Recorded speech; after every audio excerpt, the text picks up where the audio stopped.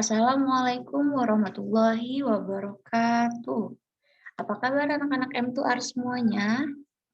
Alhamdulillah, semoga kalian semua selalu sehat dan selalu semangat menjalankan pembelajaran online kali ini. Oke, hari ini sebelum memulai pembelajaran bahasa Indonesia, kita sebaiknya berdoa terlebih dahulu.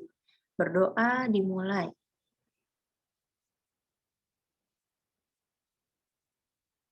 Berdoa selesai.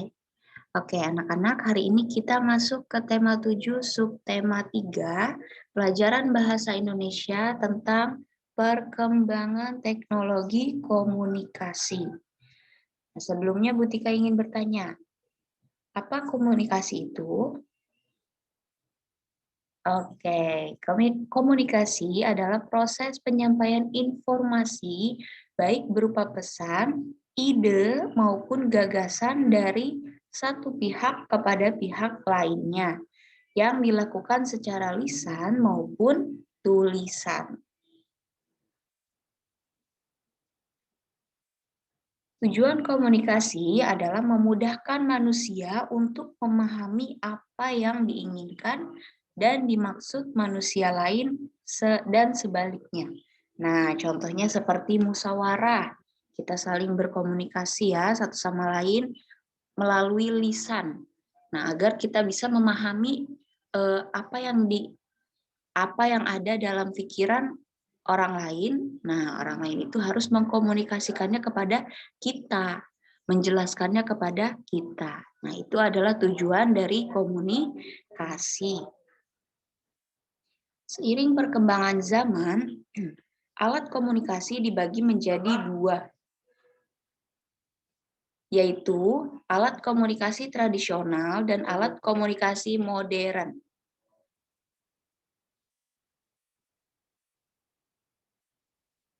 Macam-macam alat komunikasi tradisional, yaitu yang pertama ada asap. Nah, pada zaman dahulu, suku Indian menggunakan asap sebagai tanda adanya pesan. Ya, asap itu sangat berguna pada zaman dahulu bagi suku Indian. Dan yang kedua, kentungan atau lonceng. Masyarakat Indonesia menggunakan kentungan, maaf, salah. Kentungan atau lonceng sebagai tanda pesan adanya bahaya. Bahkan pada zaman ini pun masih ya, kalau sedang meronda ya bapak-bapak, kalau ada maling langsung tung tung tung tung tung maling, seperti itu. Nah, yang ketiga, daun lontar. Masyarakat Indonesia menggunakannya untuk mengirim pesan jarak jauh. Yang keempat, surat. Alat komunikasi surat menyurat menggunakan kertas sudah dikenal di Indonesia pada zaman kerajaan Hindu dan Buddha.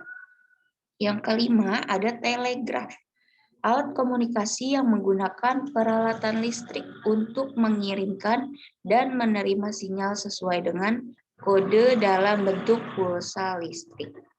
Nah, yang pertama nih ada contohnya kentungan. Nah, seperti ini ya, kentungan biasanya tergantung di saung-saung tempat ronda. Kemudian yang kedua ada daun lontar. Nah, ini buat menulis bisa sebagai pesan jarak jauh. Kemudian ada surat. Ya, surat juga berupa komunikasi secara tulisan ya. Dan yang kelima ada telegraf. Oke, selanjutnya alat komunikasi modern. Nah, ada radio, kemudian ada faksmili, ada koran, ada telepon, juga internet, handphone, laptop, dan televisi. Nah, berikut alat-alat komunikasi modern yang sudah canggih ya.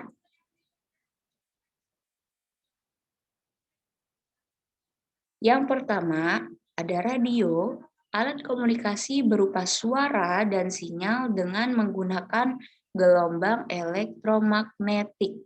Nah, jadi di radio itu kita tidak hanya mendengarkan lagu saja ya. Ada juga banyak iklan dan informasi-informasi lainnya yang bisa kita tangkap. Ya, tadi kita sudah belajar komunikasi itu tidak hanya berupa lisan, tapi juga ide dan gagasan. Oke, yang kedua ada faksmili. Biasa digunakan untuk menerima dan mengirim informasi berupa telefoto, baik tulisan maupun foto ke mesin faksmili lainnya.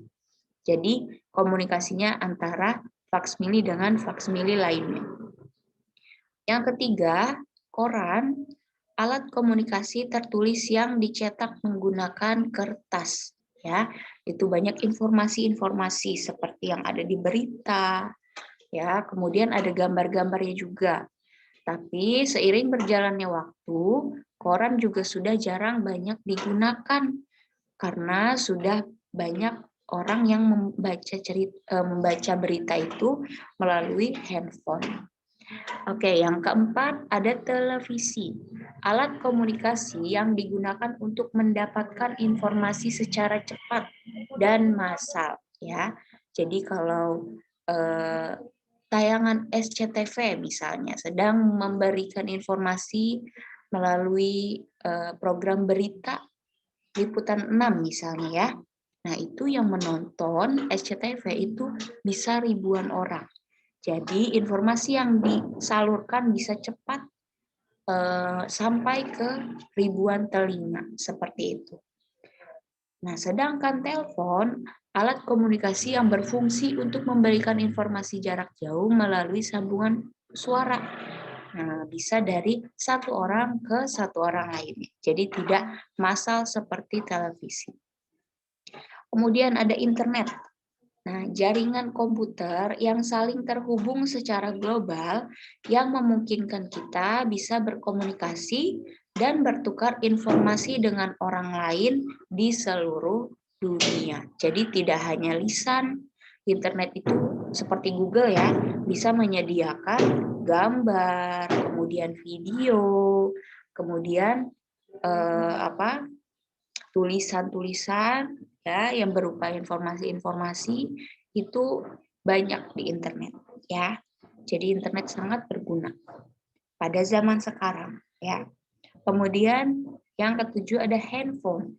Alat komunikasi yang merupakan versi modern dari telepon dan memungkinkan berkomunikasi lebih cepat dan lancar.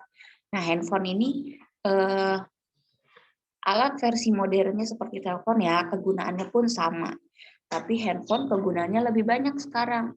Bisa berfoto, bisa membaca berita, kemudian bisa mengulang tayangan yang ada di TV. Ya, jadi handphone itu sekarang serbaguna ya. Kemudian yang terakhir ada laptop, alat yang digunakan untuk memanipulasi dan mengolah data sehingga bisa ditampilkan dan dikirimkan menjadi sebuah informasi kepada orang lain. Contohnya seperti Butika misalnya punya tugas di laptop dikerjakan, kemudian Butika kirimkan ke kepala sekolah. Nah, itu bentuk dari komunikasi melalui via laptop. Oke, sampai di sini Butika cukupkan. Jika kalian ada yang tidak mengerti tentang perkembangan teknologi komunikasi, kalian bisa catat di kolom komentar. Kemudian nanti kita bahas di pertemuan Zoom. Insya Allah hari Senin besok atau hari Rabu Bahasa Indonesia ada Zoom. Ya, jadi silakan yang ingin bertanya bisa bertanya. Oke. Butika cukupkan. Wassalamualaikum warahmatullahi wabarakatuh.